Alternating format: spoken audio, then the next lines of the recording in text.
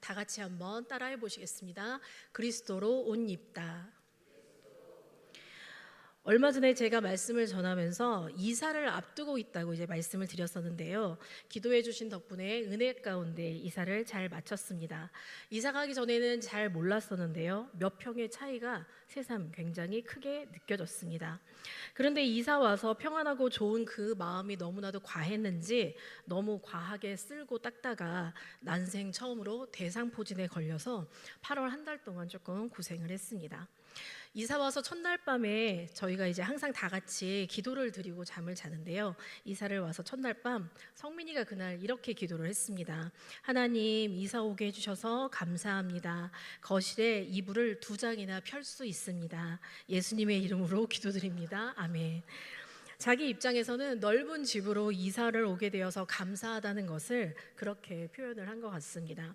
그렇게 이사를 하고 며칠 뒤에 성민이가 유초등부에 다니고 있는 이도라고 하는 친구를 집에 갑자기 데리고 왔었습니다. 그리고서 이도에게 저희 거실을 보여주면서 대뜸 하는 말이 우리 집 좋지. 우리 집 거실에는 이불을 2장이나 필 수 있어. 이렇게 자랑을 하는 겁니다. 그래서 그 얘기를 들으면서 제가 얼마나 웃었는지 모릅니다. 성민이의 기준에서는 좋은 집의 조건이 이제 거실에 이불을 몇 장을 필 수 있느냐가 좋은 집의 그런 조건이 되어버린 것 같습니다. 어쨌든 은혜 가운데 이사를 잘 마쳤는데요. 이사를 하고 보니 아랫집에 사시는 분이 또 당진감리교회 권사님이십니다.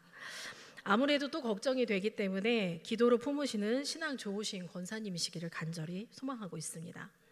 아무튼 평안한 보금자리를 허락해 주신 모든 성도님들께 진심으로 감사를 드립니다. 지금까지 제가 살아본 사택 중에서 제일 평안하고 넓고 좋습니다. 우리는 보통 이사를 하게 되면 가장 먼저 정리를 하는 것이 있습니다. 그것은 바로 옷입니다. 정리 전문가들이 방송에 나와서 이렇게 이야기를 합니다. 2년 동안 한 번도 입지 않고 방치되어 있는 옷이 장롱에 있다면 그 옷은 평생 입을 일이 없기 때문에 정리하는 것이 옳습니다. 그런데 시간이 지나면 지날수록 그 말이 정말 맞다는 생각이 듭니다. 지금 우리 집 장롱 혹은 행거에 있는 옷들을 한번 머릿속에 떠올려 보시기 바랍니다. 사실 저도 이사할 때마다 버리지 못하고 싸들고 다니는 옷들이 좀 많이 있었습니다. 바로 정장 원피스입니다. 제가 이곳에 부임하고서는 한 번도 원피스를 입은 적이 없었던 것 같은데요. 사실 성결 성민이를 낳기 전까지 사역을 하면서 매일매일 정장 원피스를 입고 출근을 했었습니다. 그랬기 때문에 10년 가까이 전담 사역을 하면서 한 30벌에서 40벌 정도의 치마 정장을 가지고 있었습니다. 그리고 이사 다닐 때마다 그거를 옷장에 걸면서 이렇게 말을 했습니다. 살 빼면 입어야지. 그리고 다짐을 합니다. 살을 꼭 뺄 거라고 그렇게 다짐을 합니다. 어떻게 됐을까요? 네, 보시는 대로입니다. 네, 살 빼면 입어야지 했는데 점점 더 돌아갈 수 없는 강을 건너고 있습니다. 그러면서 이 옷들을 버리지 못하는 이유가 뭘까를 생각을 해보았습니다. 먼저는 살 빼면 입어야지라는 생각도 있겠지만 사실 듣는 생각은 아깝다라고 하는 것입니다. 이 정장 한 벌을 사기 위해서 얼마가 들어갔는데 찢어진 데도 없고 구멍난 데도 없는데 버리기가 사실 아깝습니다. 그리고 또 한 가지 그것보다 더 큰 이유는 추억을 놓고 싶지 않아서인 것 같습니다. 그 원피스 정장을 입고 사역을 했을 때 그 역동성과 젊음, 그리고 하나 더 지금보다는 조금이라도 더 여성스러웠을 것으로 기억되는 나 자신의 추억을 버리고 싶지 않았던 것입니다. 그러다가 이번에 이사를 하면서 현실을 직시했습니다. 이제 그만 과거를 벗고 현실을 입어야 되겠다라고 생각을 했습니다. 이미 남편도 있고 다시 살을 빼서 결혼을 할 것도 아니고 그리고 살을 빼야 한다는 동기를 크게 찾을 수가 없기 때문에 다시 그때의 그 몸매로 사이즈로 돌아갈 수 없다는 결론을 내렸습니다. 그리고 지금의 나를 만든 과거와 추억도 중요하지만 남편 2아이가 있는 지금이 더 중요하고 그리고 오늘이 그리고 또 앞으로의 시간들이 더 귀하다는 생각과 함께 못 입는 내 옷을 옷장에 걸어놓는 것보다는 차라리 그 공간에 남편의 사역에 필요한 정장과 셔츠를 구겨지지 않도록 하나라도 더 걸어놓고 또 사랑하는 2아이의 옷들을 잘 찾을 수 있게 걸어놓는 것이 더 좋겠다라고 생각을 하게 되었습니다. 그리고서 다 정리했습니다. 다 정리하고 나니 속이 시원하고 장롱 안도 시원해졌습니다. 사람은 누구나 옷을 입습니다. 그 옷이 그의 신분을 나타내기도 하고 때로는 그의 소속을 드러내기도 하고 또 그가 어떤 일을 하는 사람인지를 보여주기도 합니다. 신약에서도 의복과 관련된 표현들이 등장을 하는데요. 특별히 바울은 그의 서신에서 입는다라는 의미의 표현을 자주 사용했던 것을 볼 수가 있습니다. 다 같이 갈라디아서 3장 27절, 로마서 13장 14절, 에베소서 4장 24절, 그리고 골로새서 3장 12절, 고린도전서 15장 53절을 한번 순서대로 읽어보시도록 하겠습니다. 누구든지 그리스도와 합하기 위하여 세례를 받은 자는 그리스도로 옷 입었느니라. 오직 주 예수 그리스도로 옷 입고 정욕을 위하여 육신의 일을 도모하지 말라. 하나님을 따라 의와 진리의 거룩함으로 지으심을 받은 새 사람을 입으라. 그러므로 너희는 하나님이 택하사 거룩하고 사랑받는 자처럼 긍휼과 자비와 겸손과 온유와 오래 참음을 옷 입고 이 썩을 것이 반드시 썩지 아니할 것을 입겠고 이 죽을 것이 죽지 아니함을 입으리로다. 아멘. 바울은 갈라디아서와 로마서에서는 그리스도를 옷 입다라고 하는 표현을 사용을 하였고요. 에베소서에서는 새 사람을 입으라라고 하는 표현을 썼습니다. 그리고 골로새서에서는 긍휼과 자비와 겸손과 온유와 오래 참음을 옷 입다라고 하는 표현을 사용을 했고 고린도전서에서는 썩지 아니할 것과 죽지 아니함을 입는다라고 하는 표현을 사용을 했습니다. 성경의 각 권에서 바울이 사용한 입는다라고 하는 표현은 서로 다른 의미를 가지고 있는데요. 이 시간에는 갈라디아서 3장 27절에 그리스도로 옷 입었느니라 라는 표현을 한번 해석을 해보고자 합니다. 그러한 표현이 어떻게 나오게 되었는지 먼저 갈라디아 교회의 상황들을 먼저 살펴보시도록 하겠습니다. 오늘 읽은 이 말씀은 갈라디아서에 기록이 되어져 있습니다. 갈라디아에 있는 교회에 보내는 편지를 의미하는 것입니다. 바울은 어떠한 얘기를 듣고서 급히 갈라디아 교회에 편지를 씁니다. 갈라디아 교회는 바울의 선교 여행 가운데 세워진 교회였습니다. 그런데 어느 날 이상한 얘기가 들려오는 것입니다. 바울이 전한 복음과는 다른 복음을 전하는 사람들이 들어온 것이죠. 그리고 그들은 사단처럼 조용히 들어와서 그리스도의 복음의 본질을 흐리고 이상한 복음을 전합니다. 그것은 바로 예수를 믿는다 하더라도 다시 할례를 받아야 한다는 것입니다. 그래서 이 얘기를 들은 바울은 깜짝 놀라서 갈라디아 교회에 이 편지를 써서 보냅니다.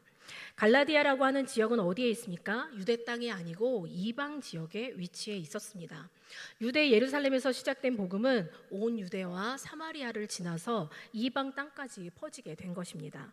그리고 그것은 유대인들이 거하는 곳이 아닌 이방인들이 거하고 있는 곳이었습니다. 이방인들이 그리스도의 복음을 받아들이고 교인이 된 것입니다. 그런데 갈라디아 교회에서 율법의 행위의 문제가 딱 터지게 된 것입니다. 바로 할례에 대한 문제였습니다. 창세기 17장 10에서 11절의 말씀을 보면 아브라함이 99세에 여호와 하나님께서 아브라함에게 나타나셔서 그를 축복하고 언약을 주십니다. 이름을 아브라함에서 아브라함으로 바꿔주시고요. 그와 언약을 맺으시고 그를 축복해 주십니다. 그는 하나님의 백성이 되고 하나님은 그들의 하나님이 되십니다.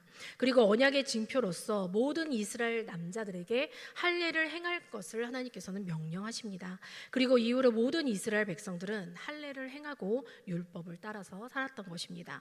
그런데 하나님의 아들이신 예수 그리스도께서 이 땅 가운데 오심으로 이제는 구원의 길이 율법을 통해서가 아니라 예수 그리스도를 통해서로 바뀌게 된 것입니다.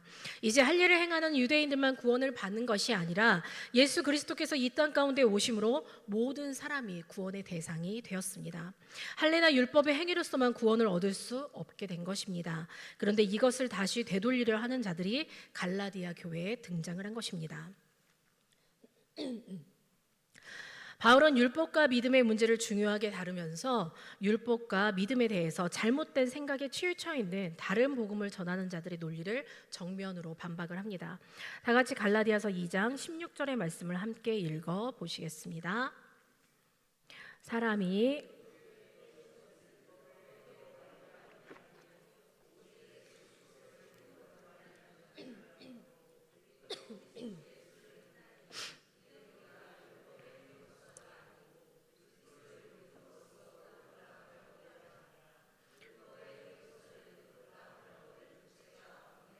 아멘.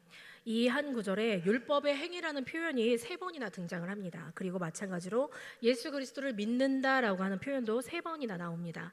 그리고 율법의 행위와 예수 그리스도를 믿는다는 구절이 서로 대조되는 것을 우리는 찾아볼 수가 있습니다. 갈라디아서를 통해서 바울은 할례와 같은 율법의 행위와 예수 그리스도를 믿는 믿음의 의미를 다시 바로잡습니다. 갈라디아서 2장을 보면 바울은 안디옥에서 베드로를 만났던 이야기를 꺼냅니다. 사건의 발단은 이랬습니다. 베드로가 이방인들과 함께 식사를 하고 있다가 유대 땅에서 사람들이 오자 자신이 오해받을 것을 두려워해서 이방인들과의 식사를 멈추고 그 자리에서 벌떡 일어나서 가버린 것입니다. 갈라디아서 2장 11절에서 바울은 그러한 베드로를 책망했다고 기록하고 있습니다. 바울이 베드로를 책망한 이유는 베드로의 그러한 행동이 이방 선교를 가로막는 것처럼 보였기 때문입니다. 베드로가 이방인들하고 밥을 먹다가 유대인들이 오니까 눈치가 보여서 벌떡 일어나 나간 행위는 함께 밥을 먹던 이방인들에게 눈치를 보게 만드는 일이었던 것입니다.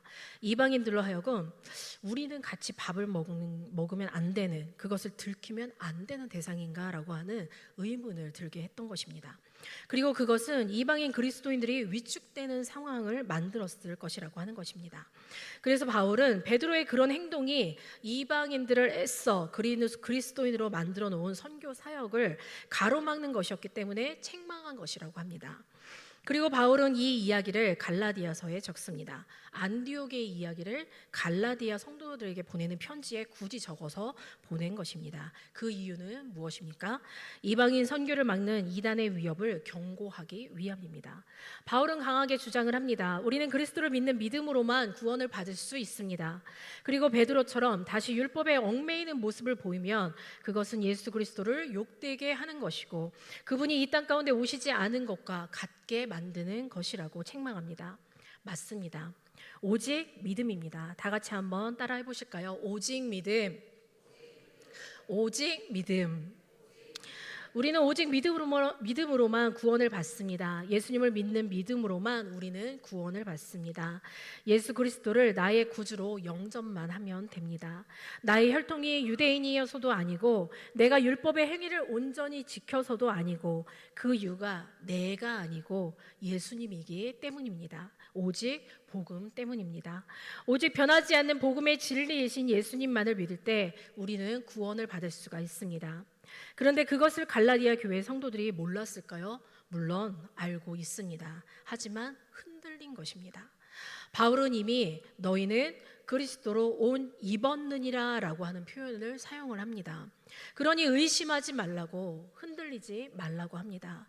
그리스도로 옷 입었느니라, 의심하지 말아라. 그리스도로 옷 입었느니라. 그리스도로 옷 입으라가 아니라 그리스도로 옷 입었느니라 라고 하는 표현을 사용을 합니다. 우리는 그리스도를 옷 입은 자입니까? 아니면 그리스도로 옷을 입어야 하는 자입니까? 우리는 어떤 사람입니까? 우리는 그리스도로 옷을 이미 입은 사람입니다. 바울은 이미 그리스도로 옷을 입은 교회의 성도들을 향해서 하나님의 말씀을 선포합니다. 의심하지 마십시오. 당신은 이미 그리스도로 옷 입은 성도입니다. 그렇다면 그리스도로 옷 입다는 무엇을 의미하는 것입니까? 우리는 구약 성경을 통해서 유대인들이 가졌던 옷 입다의 의미를 보면 바울이 어떤 의미에서 그리스도로 옷 입었다는 표현을 사용했는지 조금 더 쉽게 이해할 수가 있습니다. 다 같이 창세기 3장 21절을 읽어보시겠습니다. 여호와 하나님이 아담과 그의 아내를 위하여 가죽 옷을 지어 입히시니라. 하나님의 말씀을 불순종한 아담과 하와를 벌하신 하나님께서는 아담과 그의 아내를 위하여서 가죽 옷을 지어 입히십니다. 그 옷은 벌거벗음의 수치스러움을 느낀 아담과 하와에게 죄 이후에 주신 은혜였습니다. 그리고 가죽 옷은 앞으로 닥칠 어려움들을 견뎌낼 수 있도록 하는 것이었습니다. 다음으로 출애굽기 29장 5절 말씀을 함께 읽어보시겠습니다. 의복을 가져다가 아론에게 속옷과 에봇 받침 겉옷과 에봇을 입히고 흉패를 달고 에봇에 정교하게 짠 띠를 띠게 하고. 출애굽기 29장 5절에서 하나님은 의복을 가져다가 아론에게 입히라라고 명령하십니다. 아론은 하나님을 섬길 제사장의 신분으로 성별된 사역을 감당하게 되고 거룩함을 갖습니다. 그러나 민수기 20장 26절에서 하나님은 다시 아론에게 입혔던 옷을 벗겨 그의 아들 엘르아살에게 입히라고 명령을 하십니다.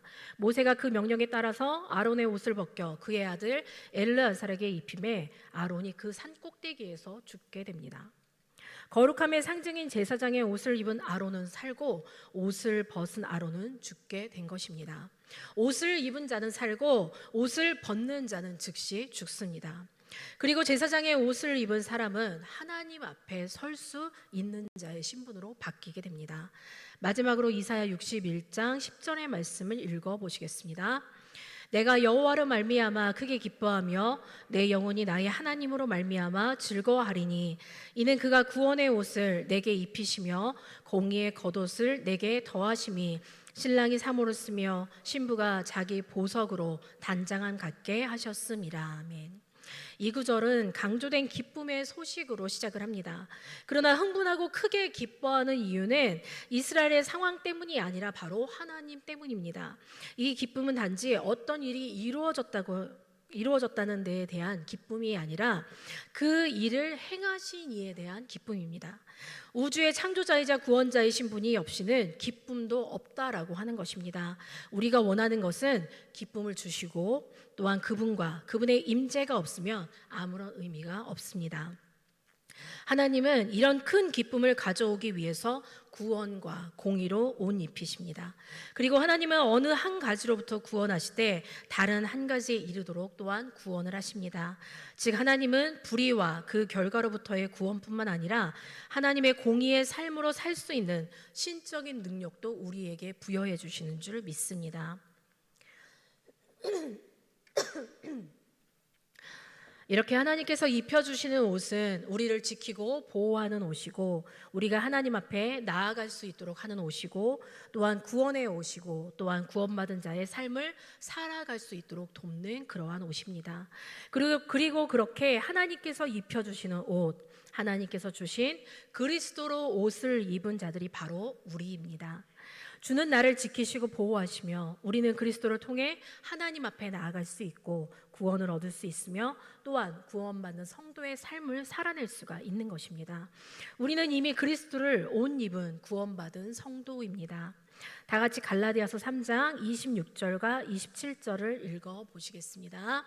너희가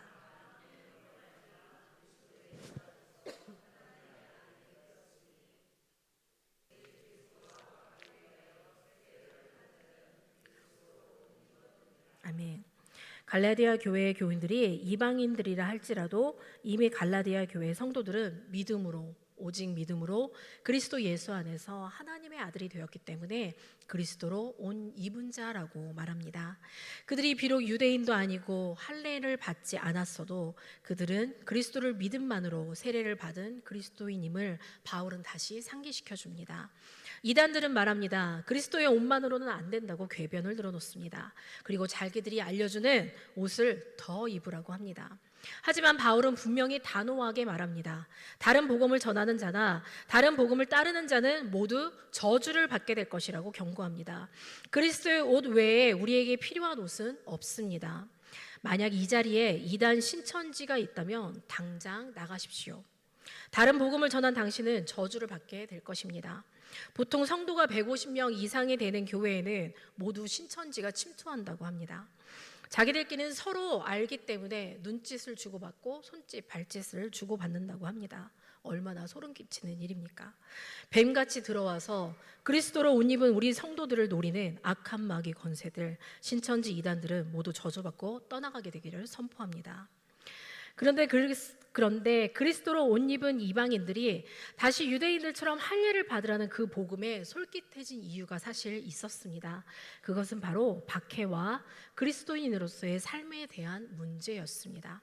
당시의 로마는 정치적인 문제를 일으키지 않는다면 대부분의 종교들을 인정해주는 그러한 정책을 폈습니다.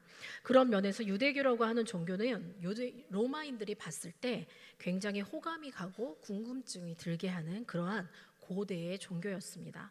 그런데 기독교는 달랐습니다. 로마인들이 봤을 때 기독교는 갑자기 생긴 신흥 종교인 것입니다. 그리고 기독교는 십자가에 달려 죽은 죄인을 믿는 종교로 그들은 보였던 것입니다. 그리고 유대교의 한 분파처럼 또한 보이기도 했고요. 유대인들이 굉장히 싫어하는 그런 종교로만 이 기독교가 로마인들 눈에는 보여졌던 것입니다. 그랬기 때문에 기독교인들에 대한 로마인들의 박해는 더욱 심해졌습니다. 그래서 이반 그리스도인들은 이미 자신들이 예수를 믿음으로 그리스도인이 된 것을 알지만 박해를 당하지 않고 경제적인 어려움을 당하지 않고 정치적인 보복을 당하지 않으려고 유대인들처럼 보이고 싶어 했던 것입니다. 그리고 아니나 다를까 시기적절하게 교회 안에 이단들이 침투해서 그러한 생각들을 캐치하고 실행에 옮길 것을 설득합니다. 야, 너희들 예수 믿는 것만으로는 구원받지 못해. 유대인들처럼 할례를 받아야 해. 어떠한 생각의 틈을 보였을 때 사단은 그것을 기가 막히게 타고 들어옵니다. 이단도 마찬가지입니다. 우리는 사망 권세 물리치신 예수님의 보혈의 능력만을 의지하며 살아가야 하는데 내가 조금 더 유리한 상황에 놓이고 싶어서 그리스도를 믿는 믿음의 본질을 흐리려고 합니다. 그런데 사실 그것은 단순하고 쉬운 문제가 아니었습니다. 그리스도인이라고 하면 다니던 직장에서 나와야 했고 직접적으로 박해를 당했던 것입니다. 만약 지금 시대에도 유대인들에게는 호의적이고 만약에 그리스도인들에게 공격적인 세상이라고 가정을 한다면 그리고 그것이 직접적으로 사회, 정치, 경제에 미치는 영향이 있다면 우리는 과연 그리스도인이라고 당당하게 이야기할 수 있겠습니까? 아마 그때 그 사람들처럼 비슷한 부류의 유대인들처럼 보이고 싶어 할지도 모를 일입니다. 우리는 사회나 혹은 나 스스로가 만들어낸 사단이 좋아하는 틈들을 사단이 틈타도록 내버려두는 신앙으로가 아니라 내가 버린 틈에 사단이 항상 틈탈 수 있음을 깨닫고 긴장하는 신앙인이 되어야 할 줄 믿습니다. 우리는 어리석어서 어떠한 일이 벌어지고서야 그것이 사단의 장난이었음을 깨닫게 되는 순간이 있습니다. 그럼 그 다음은 어떻게 해야 합니까? 계속 사단의 장난질에 놀아나면서 장단 맞춰서 다음 단계의 죄로 또 나아가야 합니까? 만약에 사단의 장난이라고 하는 것이 딱 깨달아졌을 때 우리는 기도를 밀어붙이면서 결단하는 신앙이 되어야 할 줄 믿습니다. 우리는 할 수 없지만 그리스도로 옷 입은 우리는 성령님과 함께 반드시 승리할 줄 믿습니다. 오늘도 우리는 그리스도를 옷 입고 소파에 누워서 TV를 봅니다. 급요 예배 시간이 다가옵니다. 시간을 봤을 때 드라마가 예배 시간 전에 끝나지 않을 것을 알면서도 계속 드라마를 봅니다. 그리고 그렇게 예배 시간까지 이어지는 드라마를 보다가 금요 철야 예배를 놓칩니다. TV를 좋아하는 나, 게으른 나라고 하는 나의 틈에 사단이 그 틈을 비집고 들어오도록 그냥 내가 내버려둔 것입니다. 오늘도 우리는 그리스도를 옷 입고 회사를 마치고 동료들과 회식의 자리에 갑니다. 술잔이 다가옵니다. 술잔이 다가오며 아직 술잔이 내 입술에 닿지도 않았는데 이미 술맛을 알고 있는 나는 참을성 없이 그 술잔을 받아듭니다. 내가 술을 먹는 것인지 술이 나를 먹는 것인지 절제에 약한 나의 틈에 사단이 들어오도록 내버려둔 결과입니다. 오늘도 우리는 그리스도를 옷 입고 백화점에 쇼핑을 갑니다. 300만 원 남짓한 남편의 월급으로 초등학생 2명을 키우면서 지혜로운 아내이자 엄마가 되고 싶지만 명품관 앞에서 화려했던 솔로 시절을 회상하면서 24개월 할부로 한정판 가방을 긁고 나옵니다. 보이는 것에 약한 나의 틈에 사단이 들어오도록 내버려둔 결과입니다. 그리고 오늘도 그리스도를 옷 입고 남을 험담하는 자리에 엉덩이를 붙입니다.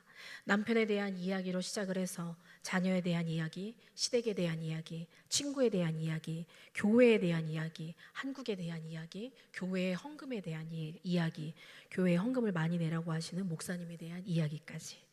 거침없는 독설들이 오고 가고 집에 돌아갈 때 내가 신앙인이 맞나 하고 푸념을 하게 됩니다. 다음 전도잔치에 그 친구를 전도해야 하는데 교회에 대해서 목사님에 대해서 너무나 부정적인 이야기를 많이 해놨기 때문에 차마 교회에 오라고 말을 하지 못합니다. 그리스도로 옷 입은 우리가 주님과 멋지게 걸을 때는 물론이고, 그리스도로 옷 입은 우리가 처참하게 무너질 때조차도 바로 그때에도 하나님께서는 우리를 깨닫게 하십니다. 갈라디아 교회에 바울을 보내어 말씀하셨듯이 우리에게 말씀 가운데, 기도 가운데 깨달음을 주십니다. 그리고 그리스도로 옷 입은 자로서 결단하는 삶을 살도록 이끄십니다. 바울은 갈라디아 5장과 6장에서 그리스도로 옷 입은 이들을 향해서 마지막에 이렇게 권면합니다. 형제들아, 너희가 부르심을 입었나니 육체의 기회로 삼지 말고 오직 사랑으로 서로 종노릇하라. 육체의 일을 버리고 성령으로 열매를 맺으라.